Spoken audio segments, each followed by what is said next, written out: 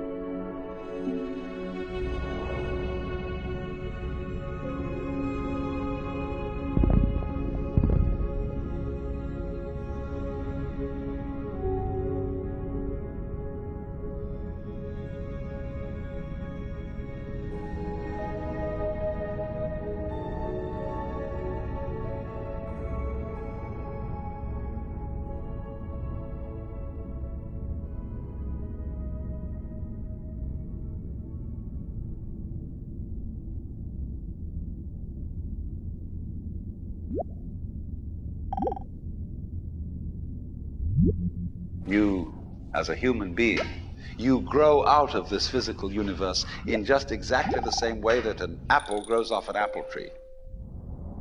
So let's say the tree which grows apples is a tree which apples, using apple as a verb.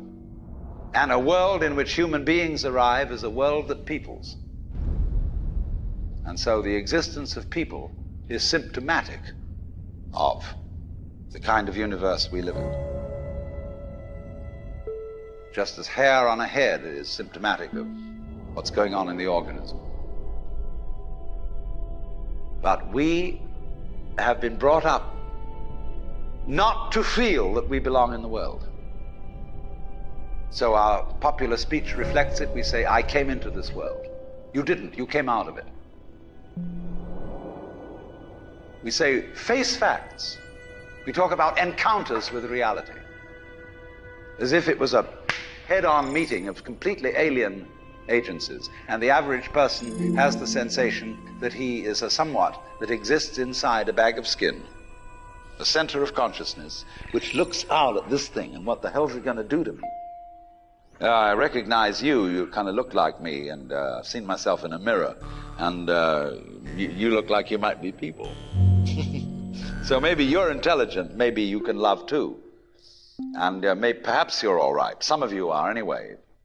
You've got the right color of skin, or you have the right religion, or whatever it is, you're okay. But there are all those people over in Asia, Africa, and they may not really be people. When you want to destroy someone, you always define them as unpeople.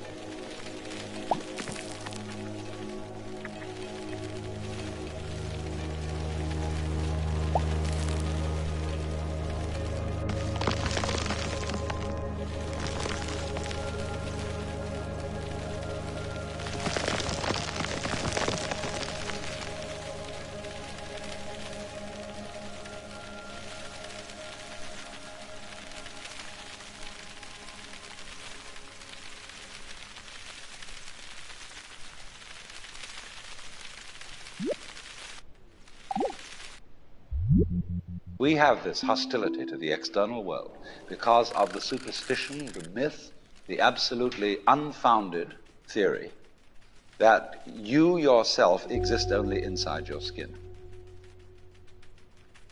Now, I want to propose another idea altogether. Billions of years ago, you were a big bang.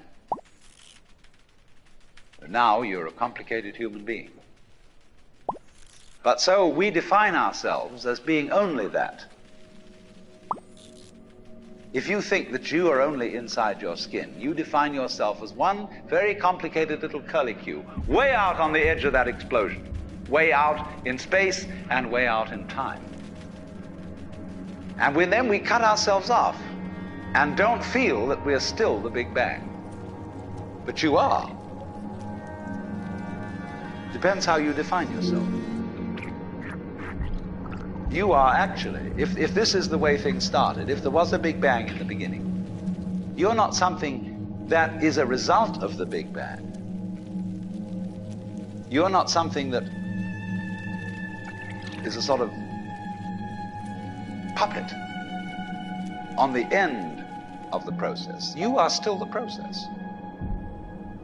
You are the Big Bang, the original force of the universe coming on as whoever you are. See, when I meet you, I see not just what you define yourself as, Mr. So-and-so, Miss So-and-so, Mrs. So-and-so.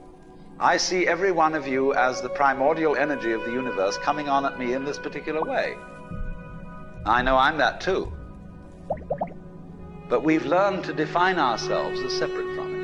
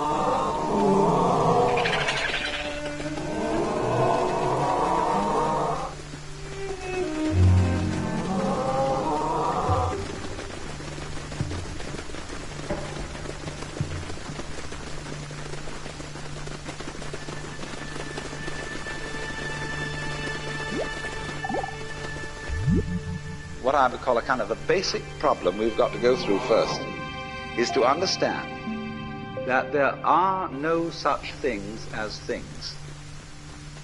That is to say, separate things. That is only a way of thought. If you can understand this, you're going to have no further problems. I once asked a group of high school children, what do you mean by a thing? And first of all, they gave me all sorts of synonyms. They said it's an object, which is simply another word for a thing. It doesn't tell you anything about what you mean by a thing. Finally, a very smart girl who was in the group said a thing is a noun. And she was quite right. A noun isn't a part of nature, it's a part of speech. There are no nouns in the physical world. There are no separate things in the physical world either. See, the physical world is wiggly. The clouds, mountains, trees, people are all wiggly. And only when human beings get working at things, they build buildings in straight lines and try and make out that the world isn't really wiggly. But here are we sitting in this room all built on straight lines, but each one of us is as wiggly as all get out.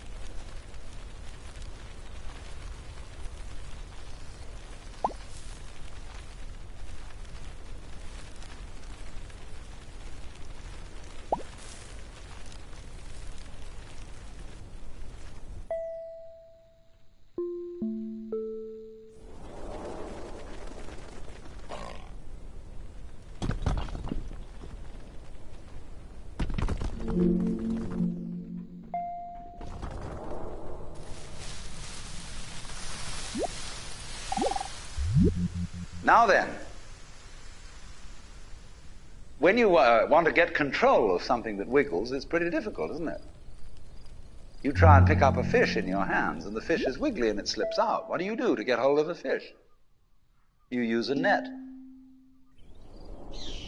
And so the net is the basic thing we have for getting hold of the wiggly world. A net is something regular. And I can number the holes in a net. So many holes up, so many holes across.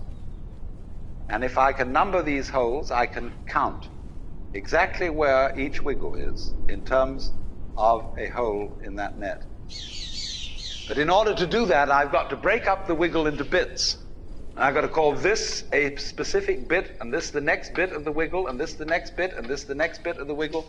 And so these bits are things which I mark out in order to talk about the wiggle, in order to measure it, and therefore in order to control it. But in nature, in fact, in the physical world, the wiggle isn't bitted. So the world doesn't come thing. You and I are all as much continuous with the physical universe as a wave is continuous with the ocean. The ocean waves, and the universe peoples. And as the wave, I wave at you and say, you. The world is waving at me with you. And saying, hi, I'm here. But the way we feel and sense our existence, being based on a myth that we are made, that we are parts, that we are things, our consciousness has been influenced so that each one of us does not feel that. We feel we have been hypnotized, literally hypnotized, by social convention into feeling and sensing that we exist only inside our skins. That we are not the original bang, but just something out on the end of it. And therefore we are scared stiff. Because my wave is going to disappear. And I'm going to die. And that would be awful.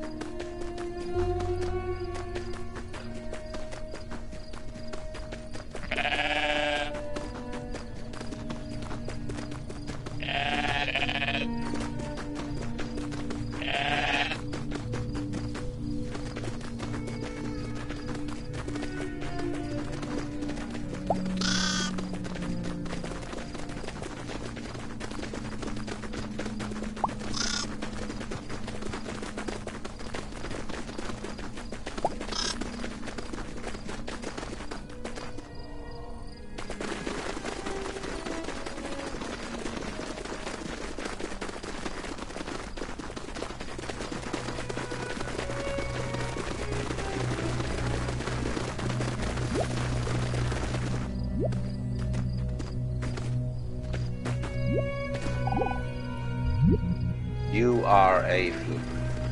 You are a separate event. And you run from the maternity ward to the crematorium, and that's it, ladies. Now, why does anybody think that way? There's no reason to, because it isn't even scientific. It's just a myth. And it's invented by people who wanted to feel a certain way. They want to play a certain game.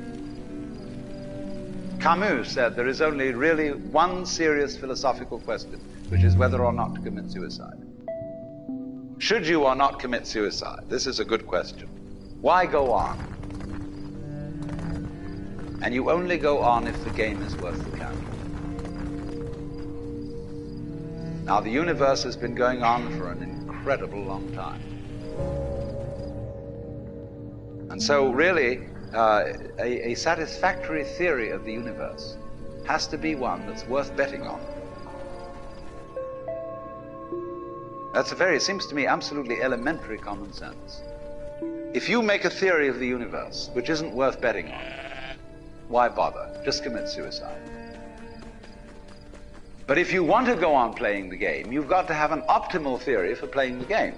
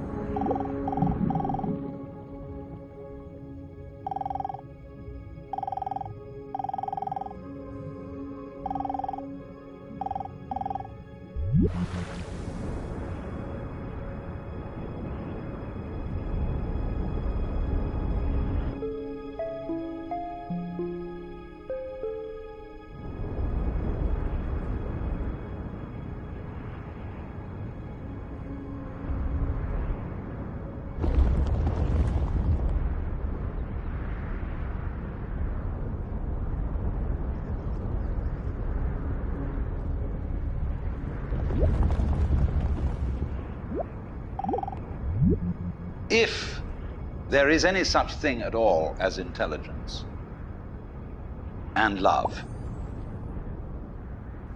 and beauty, well, you found it in other people. In other words, it exists in us as human beings. And as I said, if it is there in us, it is symptomatic of the scheme of things. We are as symptomatic of the scheme of things as the apples are symptomatic of the apple tree or the rose of the rose bush.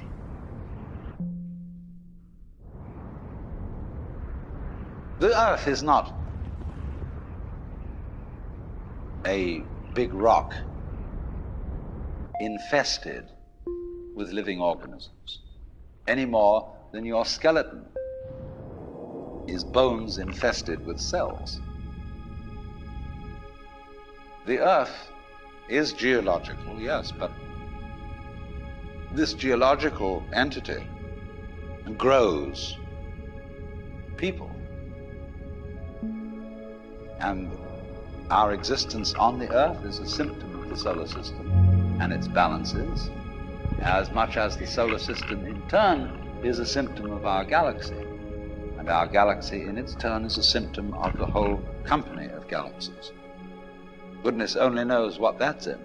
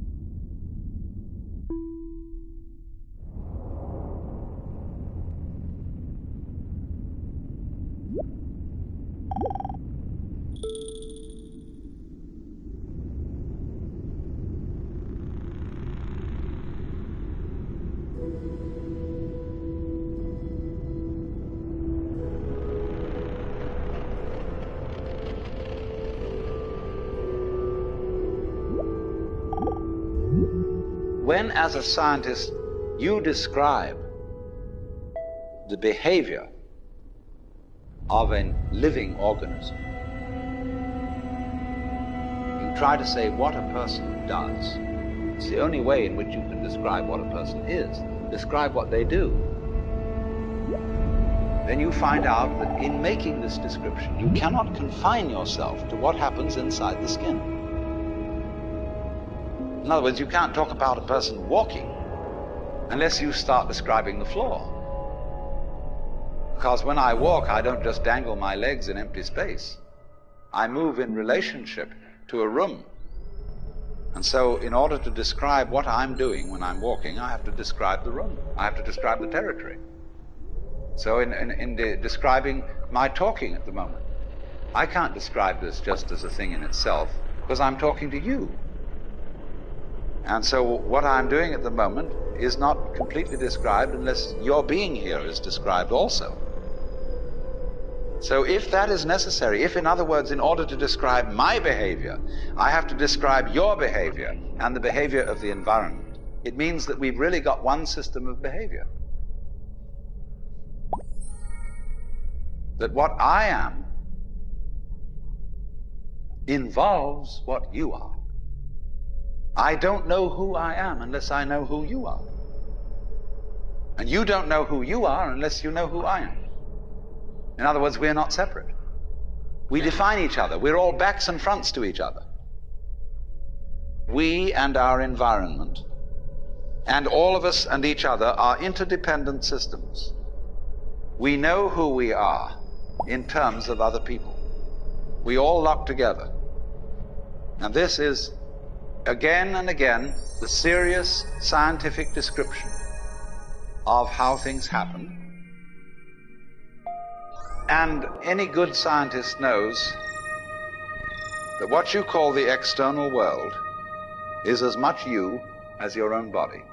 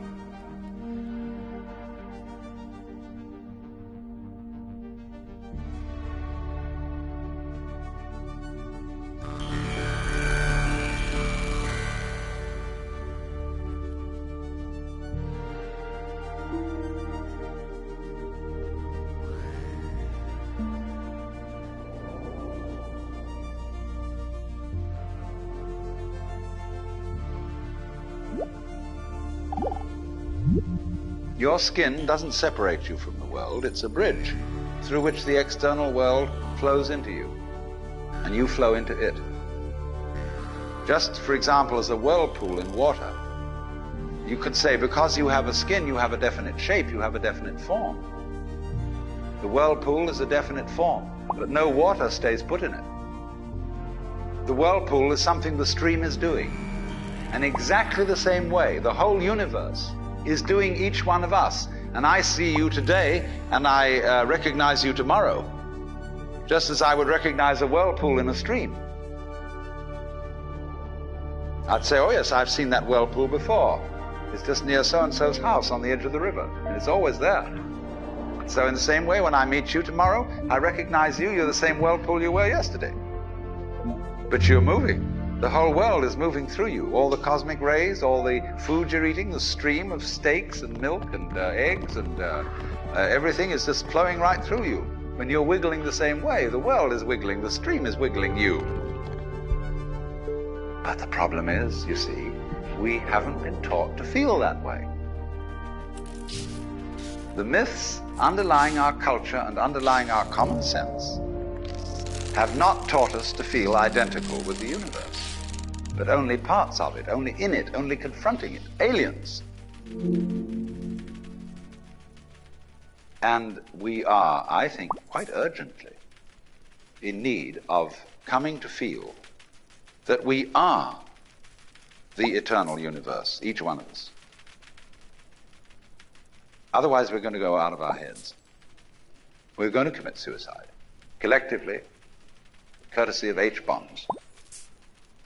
And, all right, supposing we do, well, that will be that, and there will be life making experiments on other galaxies. Maybe they'll find a better game.